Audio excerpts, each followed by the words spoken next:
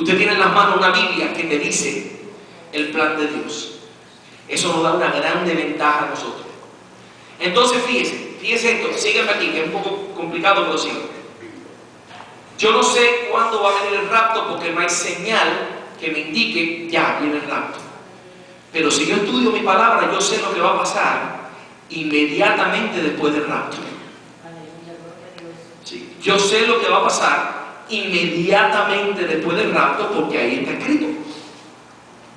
Entonces, si lo que va a acontecer después del rapto ya está a punto de acontecer, ¿qué nos dice eso a nosotros? ¿Ven? Esa es la ventaja que tenemos nosotros cuando tenemos el libro, cuando tenemos la revelación, cuando tenemos el plan de Dios, que Dios nos ha revelado. Entendemos que lo que va a suceder después que la iglesia sea levantada ya está por acontecer. Ahora, ponga eso a un lado porque ahí vamos a pasar el resto de la noche. Pero otra cosita interesante, y es esta. Sí, hace muchos años que la iglesia está esperando que Cristo regrese, pero Cristo no ha podido regresar todavía. Y les digo por qué Cristo no podía regresar todavía. Vamos a comenzar desde que se fue. Vamos a hacer un pequeño recuento histórico. Desde que Cristo se le fue levantado, más o menos en el año 30 después de Cristo, cuando los ángeles dijeron, así como la habéis visto ir, así mismo regresará. Él pudo haber regresado después de eso en cualquier momento, pero no podía regresar. ¿A qué viene Cristo? ¿Para qué va a regresar Cristo? A recoger su iglesia. A buscar una iglesia, ¿verdad? Pero el problema es que la iglesia tiene que estar limpia, sin manchas, esperando su venida, amando a su Salvador. Tiene que existir un grupo de creyentes que entiendan que son la iglesia. Entonces, hasta el año 1500, hasta los 1500, casi 1600, nadie tenía una Biblia. Porque la Biblia no se había publicado en el sentido de no había copiadoras, no había máquina para reimprimir la Biblia. Lo único que había eran copias a manos, rollos, manuscritos que se mantenían en las catedrales, en los templos católicos, en los sótanos, que nada más que lo leían algunas selectas personas. El mundo entero desconocía lo que la Biblia decía. El mundo entero. Entonces, ¿cómo Cristo va a venir a buscar una iglesia que no sabe ni siquiera que Cristo viene? Que no sabe ni siquiera que existe un fenómeno llamado iglesia. Porque por 1500 años, o 1200, 1300 años, lo único que se le enseñaba a la iglesia era: puedes hacer esto, no puedes hacer aquello, no puedes hacer esto, no puedes hacer aquello, no puedes hacer esto, no puedes hacer lo otro. Todo lo que se discutía en asambleas, en concilios, en sínodos que se llamaban, concilios ecuménicos mundiales en Nicea, Constantinopla, en todos lugares, se reunían los líderes, sacaban ideas, reglas, interpretaciones, y eso es lo que le enseñaban a la iglesia, no la Biblia.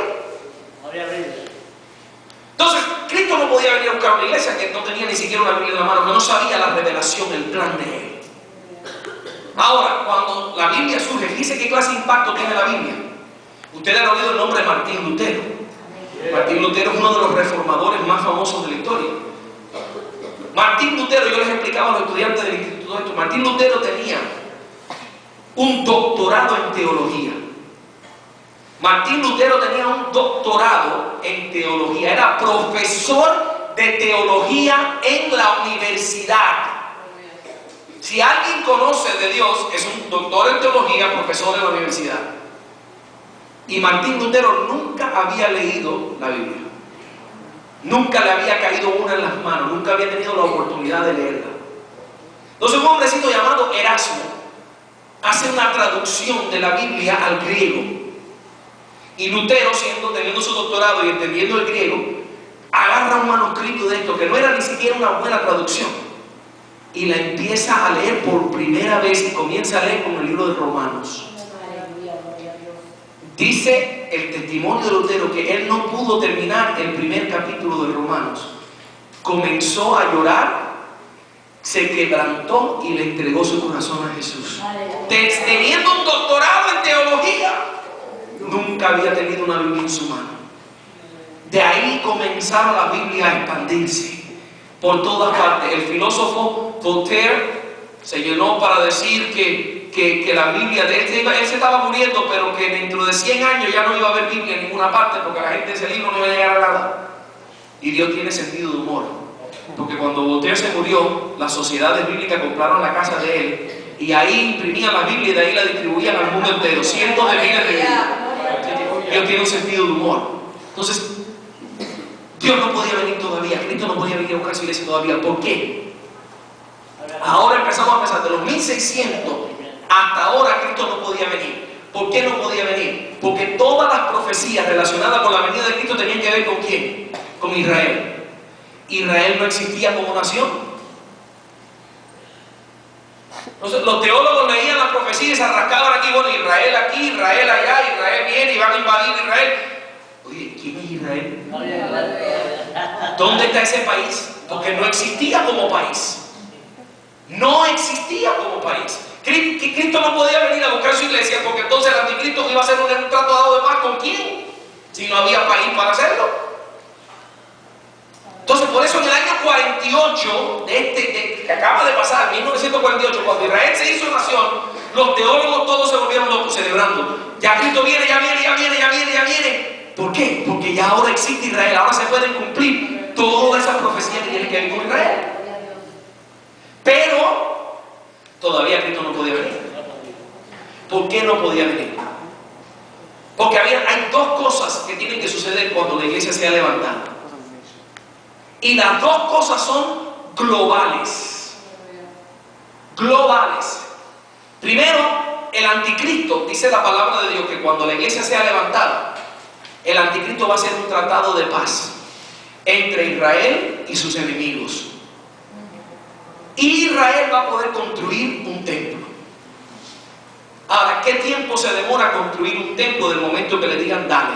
Un templo del tamaño y de los detalles que conlleva y las peculiaridades que lleva el templo judío. Años, pero no tenían años. Lo que tienen es menos de 3 años y medio, porque a los 3 años y medio ese templo va a ser profanado. Quiere decirse que tiene que haber algo ya mucho más rápido para hacer. De eso vamos a hablar hoy, del templo. Pero lo otro es una marca de la bestia. Dice la palabra de Dios que el anticristo va a tener un sistema para marcar a todos los seres humanos, y el que no reciba la marca en alianza a su gobierno no puede comprar, no puede vender, una serie de cosas. Eso es otro mensaje que vamos a dar en otro tiempo, la marca de la bestia. Pero el asunto es esto: si hoy piensen esto, cómo funciona la política de este mundo, si hoy en día se aprueba algo para todo el planeta entero, ¿cuánto tiempo demoraría hasta que eso alcanzara el planeta entero? 20 o 30 años. Piénsalo. Las leyes tienen que ser aprobadas aquí. Después tienen que ser traducidas a todos los idiomas. Después tienen que en cada país llevarse esas leyes para ser consideradas, para ser aprobadas.